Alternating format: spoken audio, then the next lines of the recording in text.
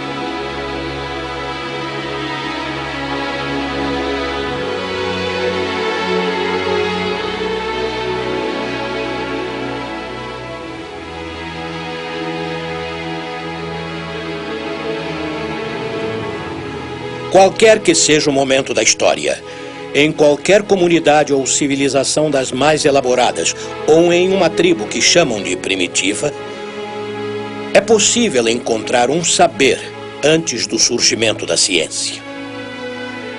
Há quase sempre números, formas, classificações de animais e médicos.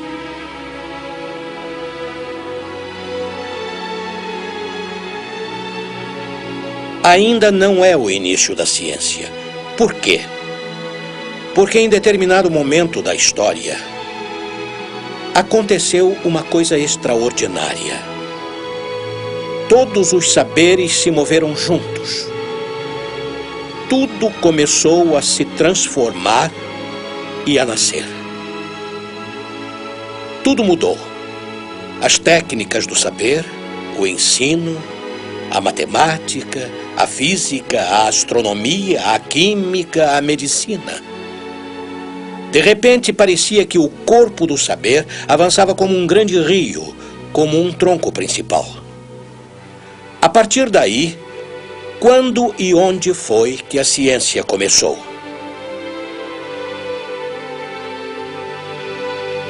Dizem que ela começou na China, Índia, Babilônia, no Egito. Mas em todos esses países e naqueles tempos, este grande movimento não ocorreu por completo. Só que no século V e VI a.C., nos países em que se falava grego, este enorme movimento aconteceu. E desde que este grande movimento começou, nós nos referimos a ele como a nossa nascente, como se ainda fôssemos crianças gregas.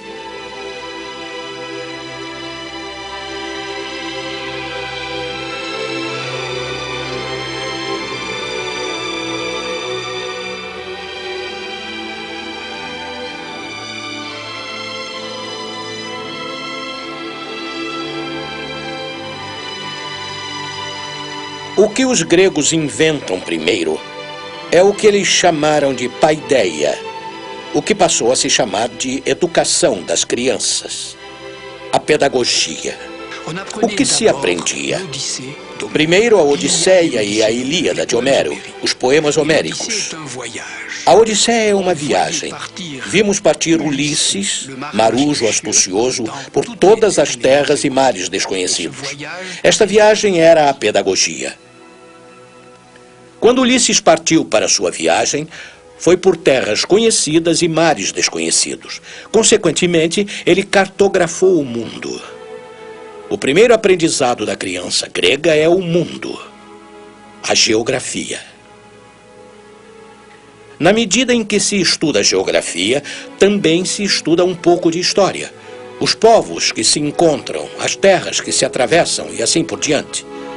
Mas quando se navega, é preciso se orientar e não apenas observar o litoral, mas o céu também. Assim, aprende-se elementos de astronomia. Mas para navegar, também é preciso saber usar a barra, içar as velas, conhecer o conjunto de ações de um marinheiro em um barco. Além do mais, como construir o navio, como se orientar com a luz. Portanto, todas as artes, os ofícios e as ciências da época estão reunidas na narrativa da Odisseia. E a paideia é científica, pois muitas coisas da ciência se encontram nesta narrativa. Mas ela também é prazerosa, pois a Odisseia é um texto maravilhoso que pode ser recitado, já que tem versos, e cantado, já que tem música.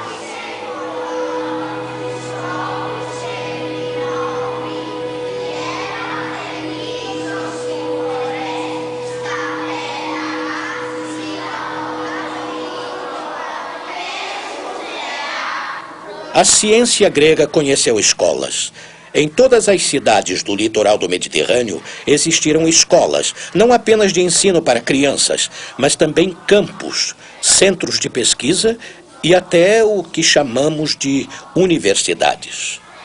Havia grandes nomes como Hipócrates em Cós, Platão em Atenas.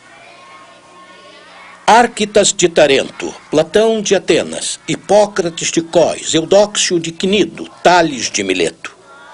Eles tinham o seu nome e o local de origem.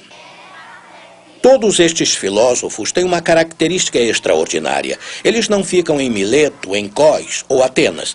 Eles viajam. Por exemplo, as viagens de Platão pela Sicília e a de Tales pelo Egito são conhecidas. E a de Hipócrates pelo mundo também, e ele voltou a Cós.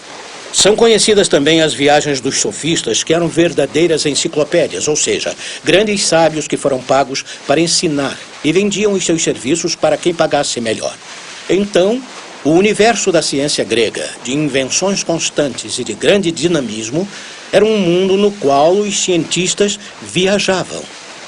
Como no mundo de hoje, em que se viaja para encontrar ou trocar informações. A partir do século V ou VI a.C., os cientistas se agitam por todo o Mediterrâneo. A Odisseia conta a história de Ulisses e Telêmaco, seu filho, que partiu em busca do pai que havia se perdido nas águas azuis do Mediterrâneo. Encontrarás os locais em que Ulisses errava quando encontrares o sapateiro que costurou a bolsa dos ventos, dizia Eratóstenes. Assim também é para a ciência e para a viagem pelo saber. Tudo está contido na bolsa dos ventos. Partir em sua descoberta é buscar o sapateiro, puxar o fio que costurou a bolsa. Assim como Penélope, que puxava o fio da tapeçaria ao fim do dia.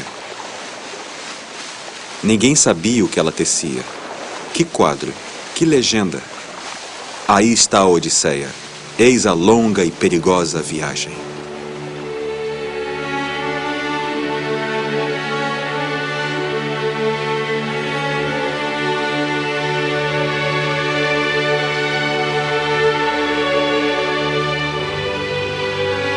Em um local muito pequeno, entre o litoral turco e algumas ilhas do Mediterrâneo, há 2 milênios, como um trovão, aconteceu uma invenção.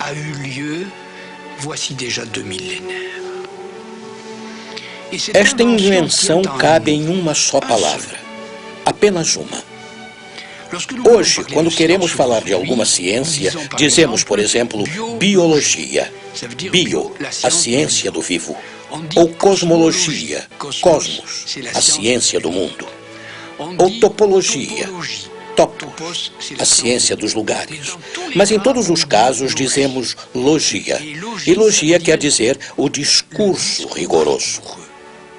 Em grego dizia-se logos. A todos os nomes acrescentamos logia para dizer que se trata de uma ciência.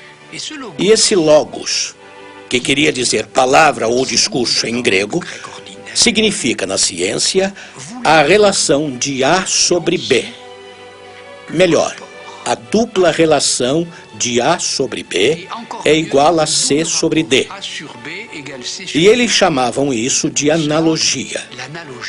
E esse logos, ou relação, foi inventado exatamente nesse local. Vejam como.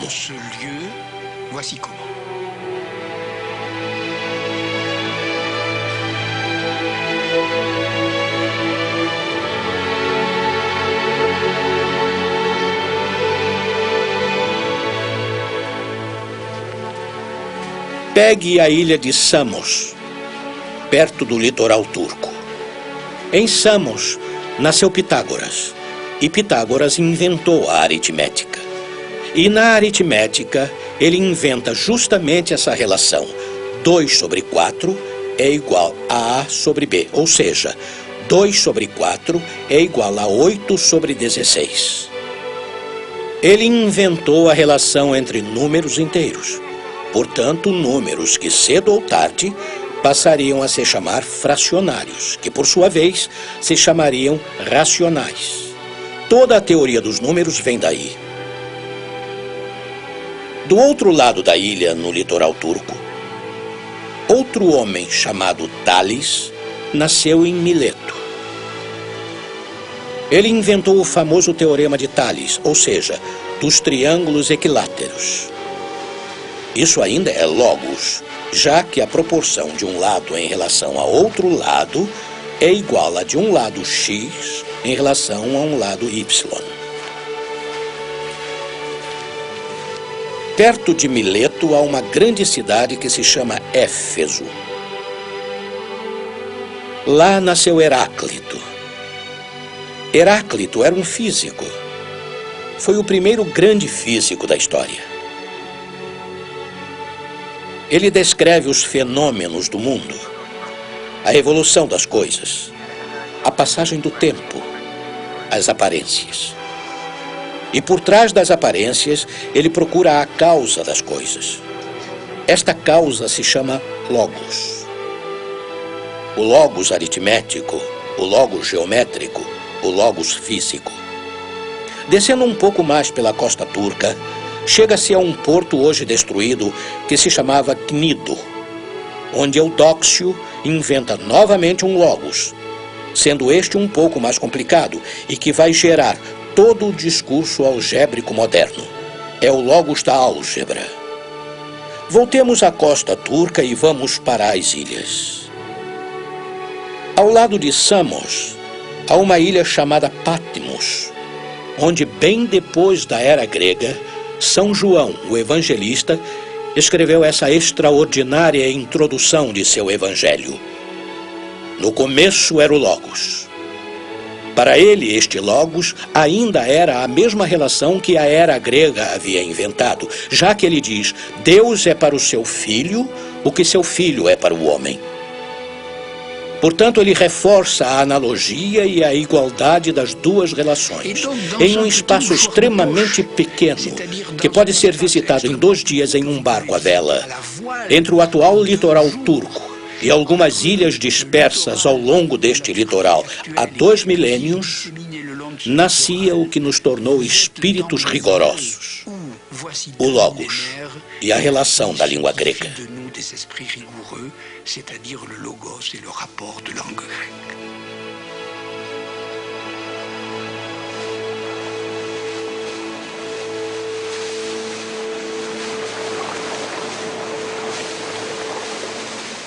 Para entender bem o espírito grego, um mapa mostra que a Babilônia está no centro do mundo e que o rio que por ele passa, o Eufrates, é o principal rio do mundo.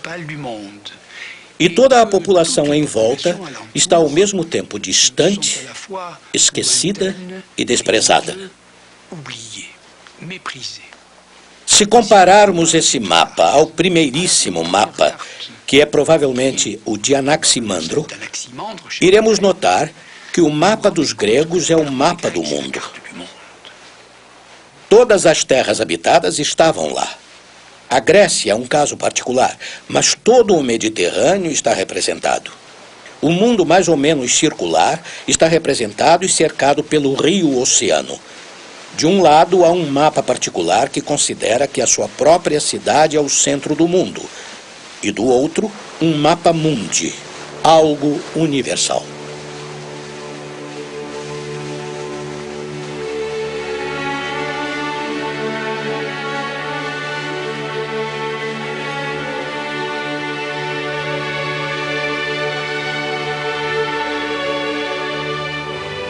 Musa, mostre-me o herói das 1000 façanhas, o inventivo que tanto errou, que sua astúcia o fez ensacar a acrópole sagrada de Troade, que visitou as cidades e conheceu os costumes de tantos homens. Em seu coração, quantos tormentos do mar ele sentiu quando lutava por sua vida e pela volta de seus companheiros. Boreal, Tramontana, Apeliote, Eurus, Notus, Libonotus, Zéfiro, Quertios.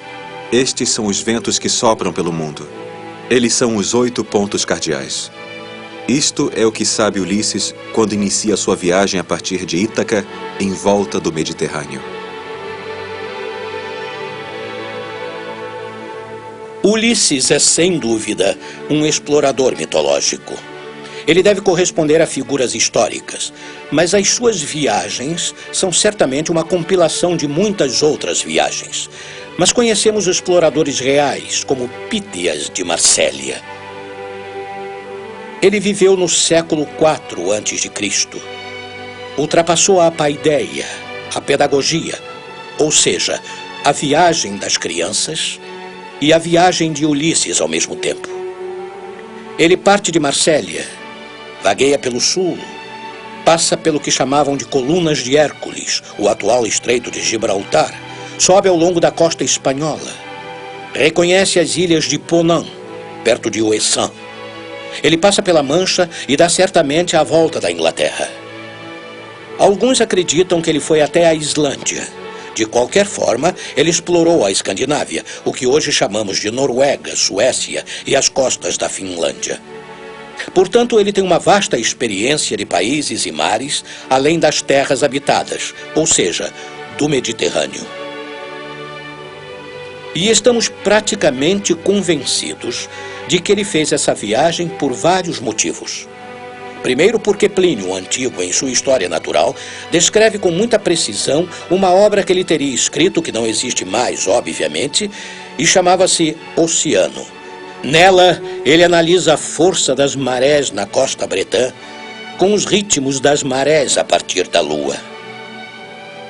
Ele estava quase convencido da influência da Lua nas marés, que já era conhecida desde o século IV por Pítias de Marsella.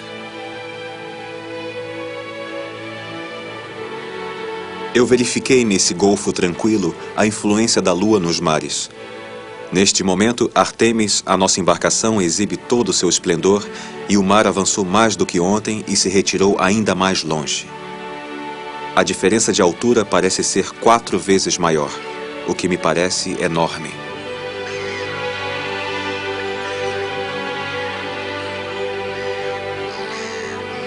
Por outro lado, também temos um testemunho dele sobre o encurtamento dos dias em função das estações. E o motivo que nos leva a crer que ele tenha ido tão longe é o fato de existir um texto dele onde Pítias teria dito que viu o sol nascer imediatamente após se pôr. Consequentemente, ele teria estado em latitudes muito elevadas durante o verão.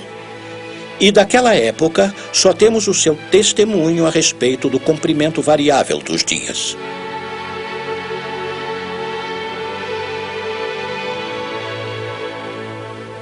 Finalmente o sol surgiu entre as nuvens cinzentas.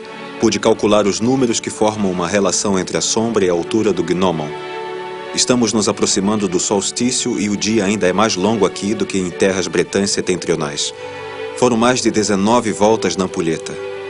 Enquanto eu tentava explicar aos homens da terra que eu queria ir para Thule, esses bárbaros nos mostraram o local onde se encontra a Casa do Sol, onde o sol tem o seu trono e o seu leito, pois é ali que ele se põe e é ali que ele nasce. Segundo outros historiadores, parece que ele também teria inventado a noção de latitude. Como foi inventada a latitude? Quando se olha para um quadrante solar, todo mundo pensa que ele dá as horas.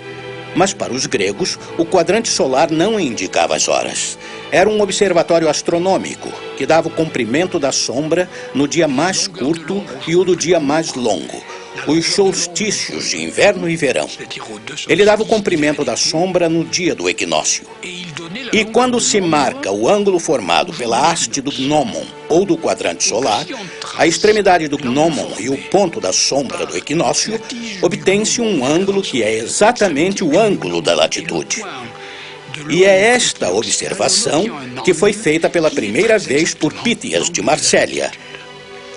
Ele notou que este ângulo estaria na altura do local considerado. que cet angle-là était la hauteur du lieu considéré. Em relação ao comprimento do gnomon e o da sombra, posso afirmar que estamos neste momento a mais de 9.000 etapas de Marsella, acima da linha mediana do mundo. Agora o dia dura cerca de 18 voltas na ampulheta, mas os bárbaros me mostraram que durante o inverno o Sol só aparece no horizonte a 9 côvados, o que concorda com a altura do Sol na posição de Marsella. O inventor da latitude não pode carregar mais do que 3 títulos de uma vez. Ele é astrônomo, pois o quadrante solar é um observatório astronômico. Geógrafo, já que determina a latitude do local. E geômetra, pois só pôde descobrir isso graças a um teorema relativo à igualdade dos ângulos alternados. Para encontrar o ângulo da latitude, também é preciso uma operação no esquema indicado pelo gnomon. Portanto, o seu exemplo é interessante para relacionar a legenda com a história. De um lado, temos a exploração do planeta Terra, de sua figura, sua medida e a relação que pode haver com os desenhos geométricos, ou seja, pontos, ângulos, linhas retas e as medidas.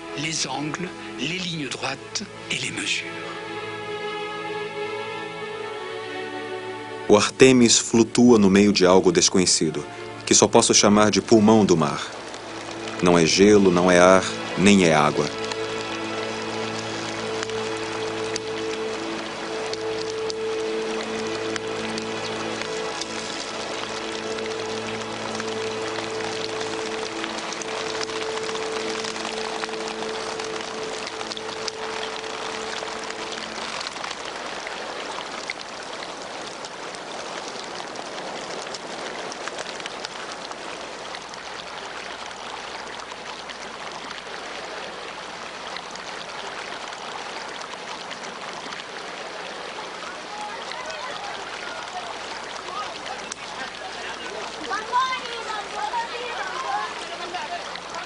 Heródoto conta em seu livro sobre o Egito que Sesostris, o faraó, um dia dividiu a terra entre os camponeses egípcios. Cada um tinha o seu lote e trabalhava o seu pedaço de terra. Ele avisa que durante os períodos de cheia do Nilo, quando as águas cobrem completamente os campos, podia acontecer que, ao se retirar ou chegar, as águas do Nilo arrancam uma parte deste campo. Há um desabamento do terreno e o camponês egípcio é lesado. Claro que a divisão das terras do faraó era uma partilha que garantia a subsistência e a propriedade de cada um.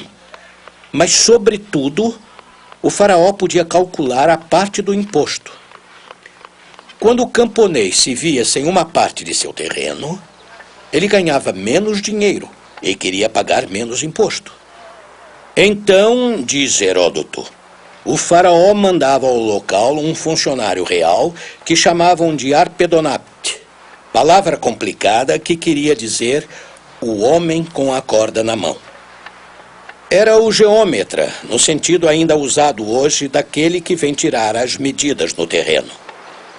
O Arpedonapte chegava ao local, media o pedaço de terra que faltava. A partir daí, deduzia o imposto que o camponês não iria pagar. Nesta história, temos ao mesmo tempo a divisão das terras e o desenho de cada campo: quadrado, retângulo, losango. Depois temos o desabamento do terreno, que tira uma parte da plantação do camponês, e a relação entre a superfície da terra e a avaliação do imposto. A partir desta história, Heródoto deduziu que foi provavelmente daí que nasceu a geometria. Metro quer dizer medir, e geo é a terra, portanto, medir a terra. Seria daí que veio a geometria abstrata? Eis a questão.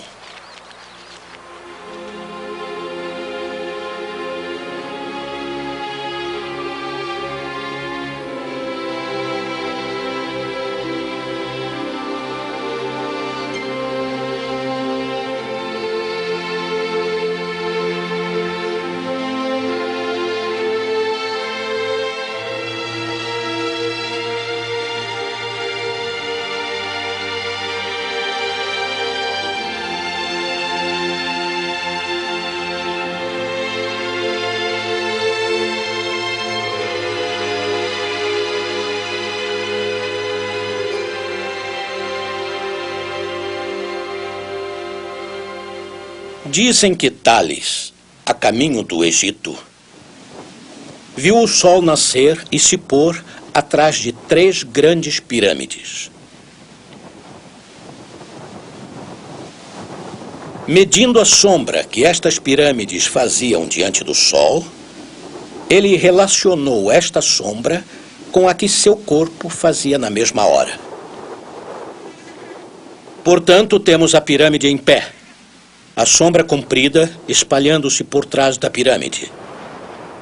Temos o homem em pé com sua sombra na areia. Aí estão 2 triângulos. E ele observa que a relação entre a altura de uma pirâmide e a sua sombra é a mesma do que a de seu corpo e a sombra dele.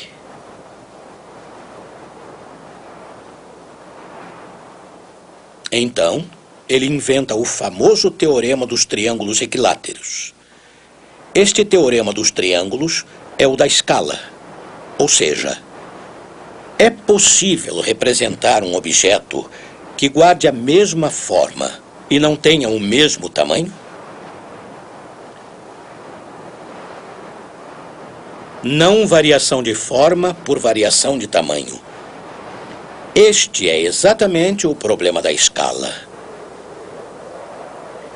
Vemos que é possível, como foi para Pítias de Massélia, fazer uma relação entre a geografia, que traz a questão do mapa, da representação e da escala, e a geometria, que é a invenção do teorema dos triângulos equiláteros e provavelmente a invenção do primeiro de todos os teoremas, o da própria geometria.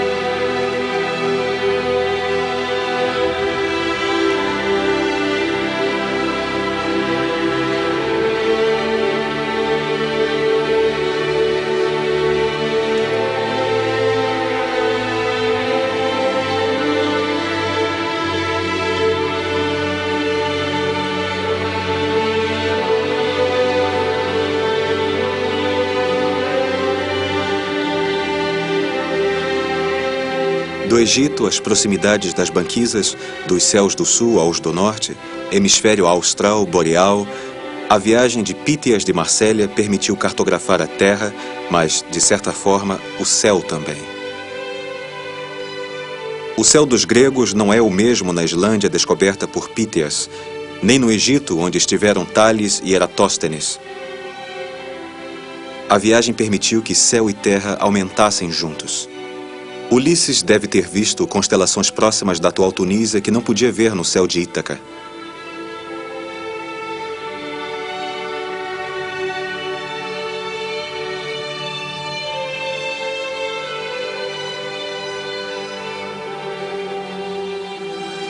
Para observar o céu é preciso um observatório. Os gregos não tinham. Não precisavam, já que tinham um eixo fixado no chão, um quadrante solar, um gnomon. Eis um eclipse da Lua. Vemos a sombra da Terra que vem lentamente esconder a Lua. Os gregos conheciam o tamanho da Terra medida por Eratóstenes.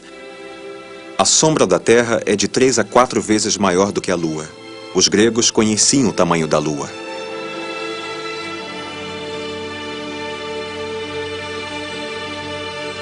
E aqui, Aristarco de Samos estimou a distância relativa do Sol e da Lua para a Terra, tirando medidas em um triângulo construído com a maior precisão possível, de modo a ficar igual ao triângulo retângulo formado pelos 3 astros. No instante em que a Lua está em quadratura, e onde bastava, para definir o triângulo, observar o ângulo em relação à Terra. Assim como Tales, Aristarco fabricou o modelo reduzido destas situações astronômicas. Medir o inacessível consiste em reproduzir ou imitar dentro do acessível. Foi o que fizeram Tales, Aristarco, e é o que faz toda e qualquer legenda.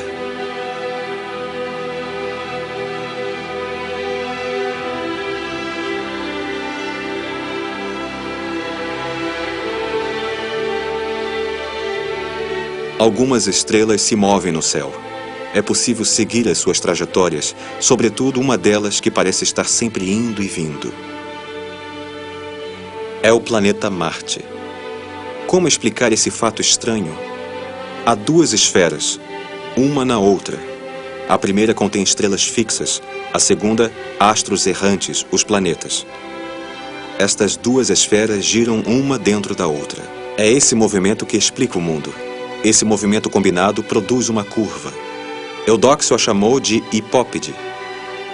Não são esferas que sustentam os astros. Hoje sabemos disso. É uma força, a da gravidade universal. Mas a explicação de Eudóxio tinha o mérito de oferecer um modelo.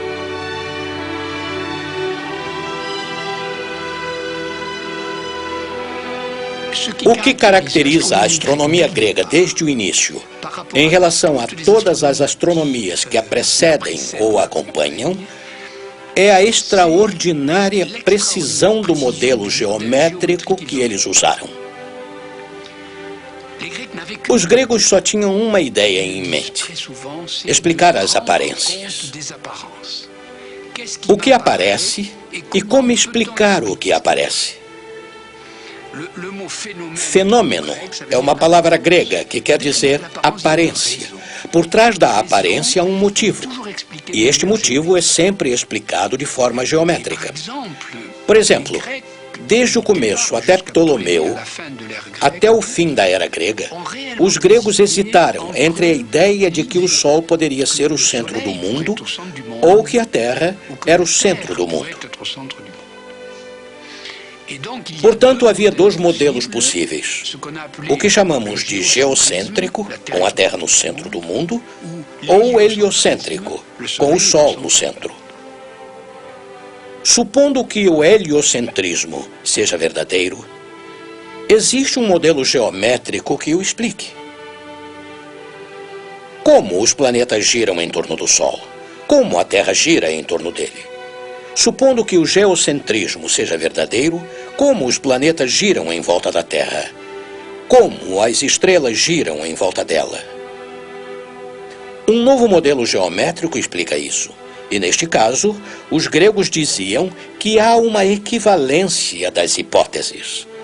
Ou seja, já que posso explicar de maneira racional o movimento do mundo a partir da primeira hipótese ou da segunda, então os 2 modelos são equivalentes. Não se pode imaginar tanta precisão, exatidão e tolerância nas teorias. Os gregos incluíram na astronomia o modelo da geometria. E este foi o caminho escolhido pela ciência, que ainda segue por ele. É um caminho que nunca falhou.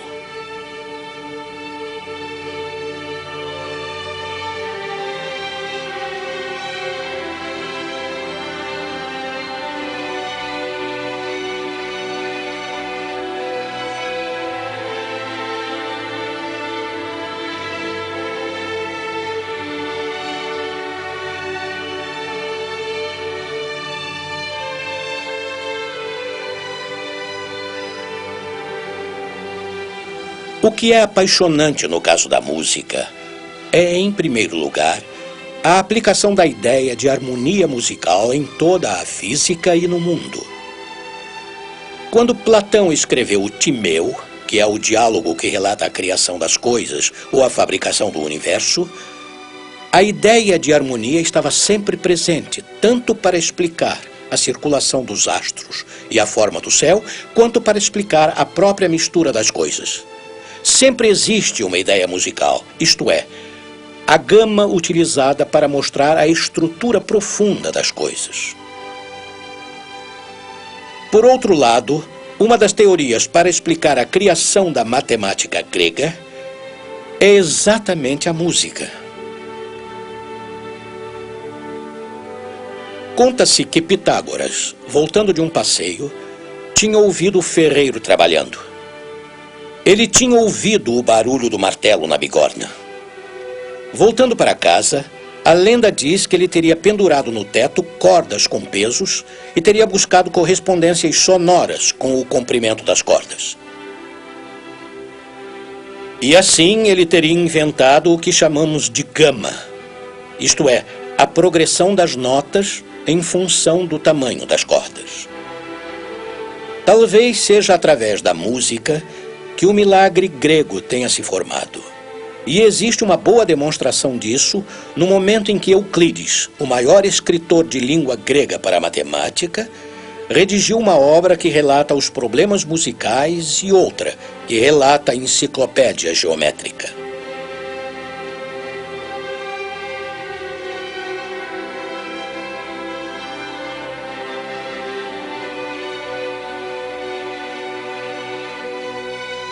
Uma das teorias gregas relativas ao mundo da física e ao mundo abstrato era a teoria pitagórica que se expressava em uma frase: tudo são números.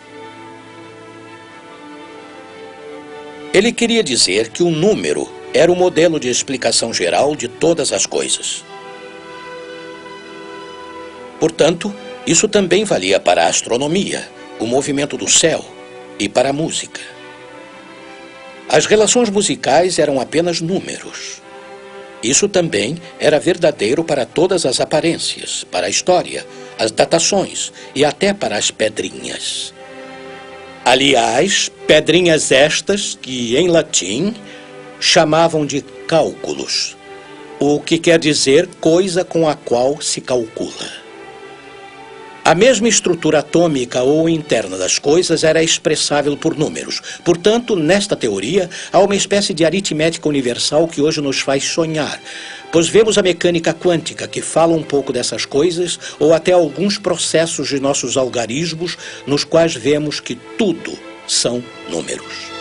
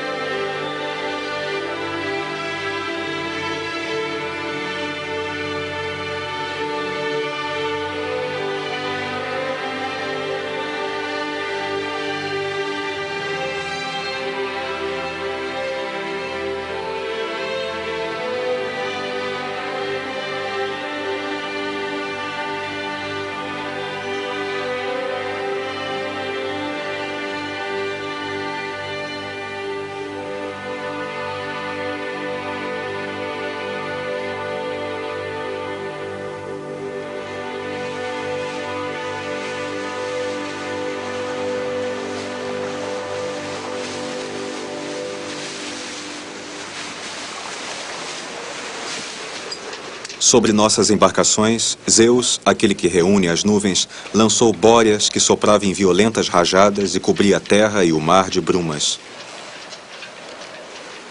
O céu escureceu.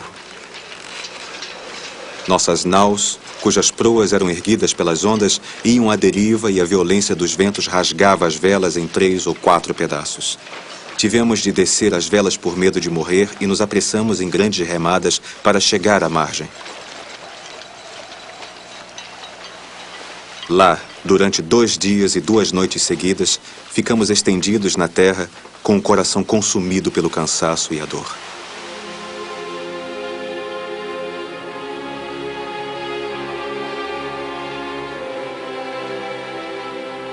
Os gregos se questionavam sobre o que era a natureza, como ela era feita.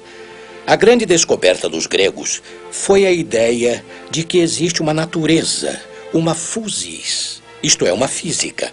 A palavra física vem de physis, que quer dizer natureza. Existe uma natureza inerte e outra viva. É preciso explorar essa natureza quase como se fosse um objeto.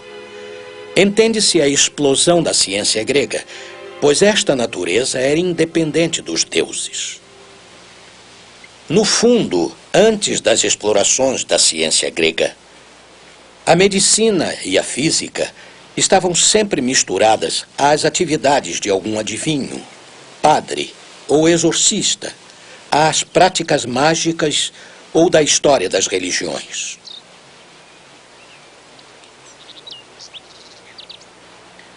Com os gregos, há um verdadeiro corte entre o mundo dos deuses, por um lado, e o mundo das ciências, por outro lado.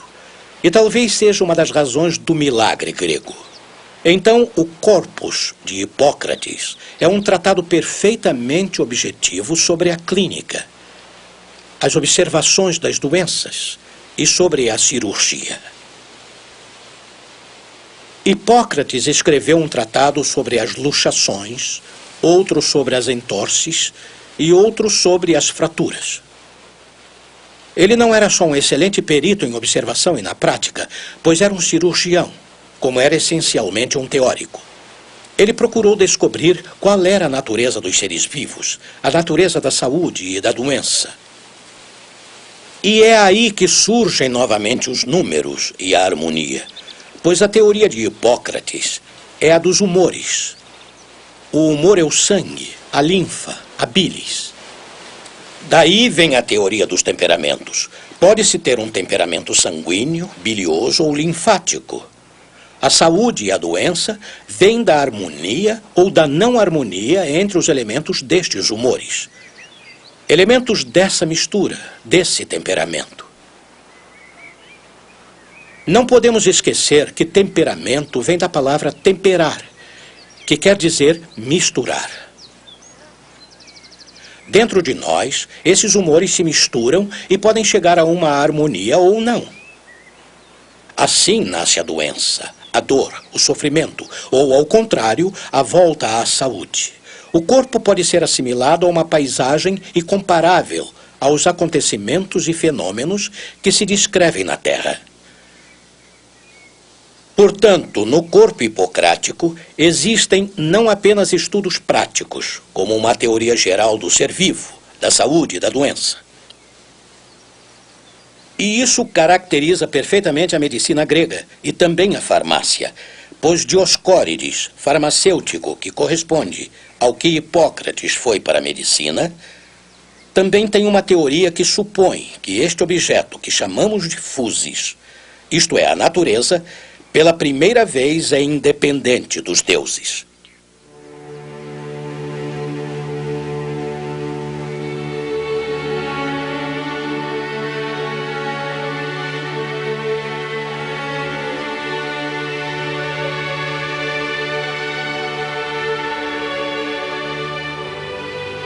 Juro por Apolo, médico, por Esculápio, Ige e Panaceia, por todos os deuses e deusas que tenho por testemunha, que eu cumprirei com todas as minhas forças e capacidade este juramento tal como está escrito.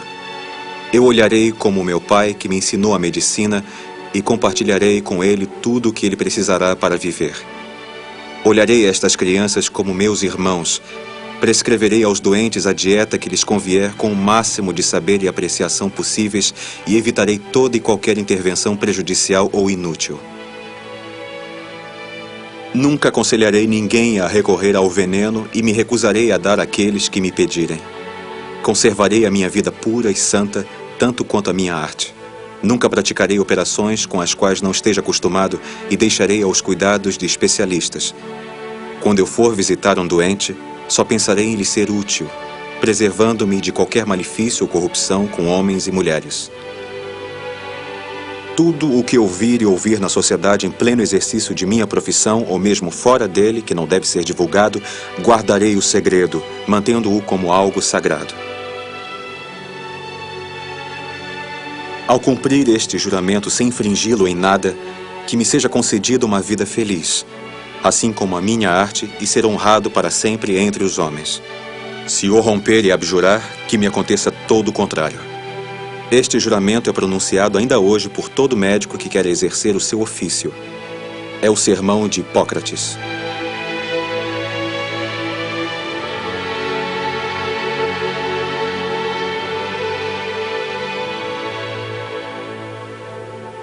Aqui estamos no fim da viagem. A criança grega, Ulisses ou nós mesmos, visitamos ilhas e continentes. E podemos chamar estas ilhas de ciências ou disciplinas. Vimos o continente da matemática, o da astronomia, o da física, da medicina, da farmacologia. Chegamos ao fim da viagem. Em determinado momento, a ciência grega desaparece.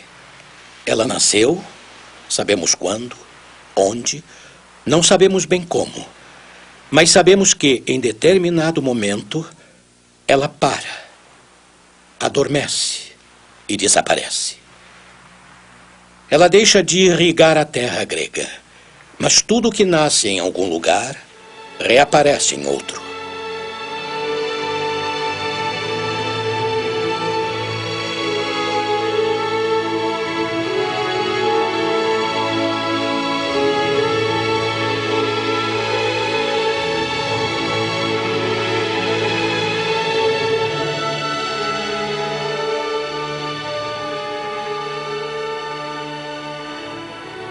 Quando partires para Ítaca, espera que o caminho seja longo, rico em peripécias e experiências. Não tenhas medo dos ciclopes nem da fúria de Netuno. Não verás nada igual em tua estrada se teus pensamentos permanecerem elevados, se teu corpo e tua alma se deixarem aflorar apenas por emoções sem baixezas.